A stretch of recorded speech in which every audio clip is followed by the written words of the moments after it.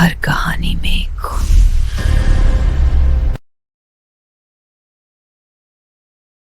कमरे में फिर वही अंधेरा था, लेकिन इस बार हवा में कुछ अलग था, जैसे अंत करीब हो। आरव घुटनों के बल गिरा हुआ था। उसके सामने वो शीशा खड़ा था और उसमें वो तीसरा चेहरा। ना वो आरव था, ना उसका दूसरा रूप, बल्कि कुछ और, कुछ ज्यादा पुराना, ज्यादा खतरनाक। दुल्हन यानी नैना अब बिल्कुल शांत खड़ी थी। उसकी आंखों में अब गुस्सा नहीं था, बल्कि इंतजार था। अब समय आ गया है, उसने धीरे से कहा। आरव कांपते हुए बोला, ये कौन है? काली आकृति जो अब पूरी तरह बाहर आ चुकी थी, धीरे धीरे शीशे के सामने आकर खड़ी हो गई और पहली बार उसने बोला। उसकी आवाज मानो कई लोगों की आवाज एक साथ हो। मैं वो हूं जो कभी दिखा नहीं। कमरा हिलने लगा, दीवारों से खून टपकने लगा। मैं वो हूं जो हर उस इंसान में रहता है। शीशे की दरारें फैलने लगी, जो अपने सच से भागता है। आरव की आंखों के सामने उसकी पूरी जिंदगी घूमने लगी। झूठ, धोखा, डर और वो रात जब उसने नैना को धक्का दिया था। आरव चीख पड़ा, करो, बस करो, लेकिन आवाज गूंजकर वापस आ गई। दूसरा आरव हंसने लगा। अब समझ आया? आरव ने उसकी तरफ देखा और पहली बार उसे कुछ अलग महसूस हुआ। उस दूसरा आरव कोई दुश्मन नहीं था, वो उसका ही एक हिस्सा था जो सच जानता था। और शीशे में दिख रहा तीसरा चेहरा, वो था उसका असली रूप, जिसे उसने हमेशा छुपाया। नैना धीरे धीरे आगे आई।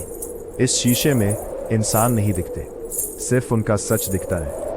आरव की आंखों में आंसू आ गए। तो मैं ही ये सब हूं? नैना ने सिर हिलाया। और मैं? नैना मुस्कुराई। मैं तुम्हारी सजा हूं।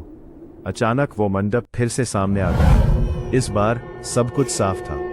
आरव, दूसरा आरव और वो तीसरा चेहरा, तीनों एक साथ खड़े थे। काली आकृति ने हाथ उठाया।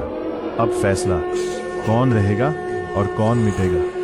तीनों के सामने वही शीशा रखा गया। जो अपने सच को स्वीकार करेगा वही बचेगा। आरव कांप रहा था। दूसरा आरव आगे बढ़ा। उसने शीशे को छुआ और कहा, मैंने नैना को मारा। अचानक उसका शरीर जलने लगा। वो चीखा और कुछ ही सेकंड में राख बन गया। आरव दहशत में पीछे हट गया। सच बोलने से मौत। नैना मुस्कुराई। अधूरा सच। अब तीसरा चेहरा आगे आया। उसने शीशे को छुआ और कहा, मैं वही हूं जो ये बनना चाहता था। अचानक शीशा टूटने लगा। कमरा कांप उठा, लेकिन वो तीसरा चेहरा जिंदा था। अब बारी थी आरव की। उसके हाथ कांप रहे थे, दिल तेजी से धड़क रहा था। अगर उसने सच बोला तो वो मर सकता है, अगर झूठ बोला तो शायद कुछ और बुरा होगा। नैना ने उसकी आंखों में देखा। इस बार पूरा सच। आरव ने धीरे धीरे शीशे की तरफ हाथ बढ़ाया। उसकी आंखों से आंसू बह रहे थे। और फिर उसने कहा, मैंने नैना को धक्का दिया। कमरा कांप उठा, लेकिन वो रुका नहीं। मैं उससे डरता था। दीवारों से खून गिरने लगा। मैंने उसे इस्तेमाल किया। शीशा चटकने लगा और मैं चाहता था कि वो मर जाए। अचानक सब कुछ शांत हो गया। पूरा कमरा, पूरा घर, पूरा अंधेरा, खामोश। आरव ने धीरे धीरे आंखें खोली। वो जिंदा था। शीशा गायब हो चुका था। नैना गायब। सब कुछ सामान्य। सुबह की रोशनी खिड़की से अंदर आ रही थी। आरव हांफते हुए उठा। क्या ये सब सपना था? उसने इधर उधर देखा। घर बिल्कुल खाली, कोई निशान नहीं। वो धीरे धीरे बाहर निकल गया। दिन बीत गए। आरव ने वो घर छोड़ दिया, नई जिंदगी शुरू की। लेकिन एक चीज बदल गई थी। अब वो झूठ नहीं बोलता था। सब कुछ ठीक लग रहा था, जब तक एक दिन वो अपने नए घर में दाढ़ी बना रहा था और तभी उसने आईने में देखा उसके पीछे कोई खड़ा था।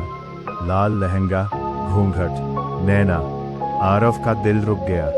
धीरे धीरे आईने में खड़ा उसका चेहरा मुस्कुराया, लेकिन वो मुस्कुरा नहीं रहा था।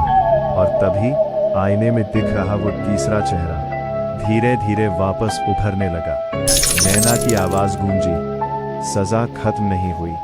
आईना अपने आप हिलने लगा और आखिरी बार उसमें एक लाइन लिखी दिखी, जो सच देख लेता है वो कभी आजाद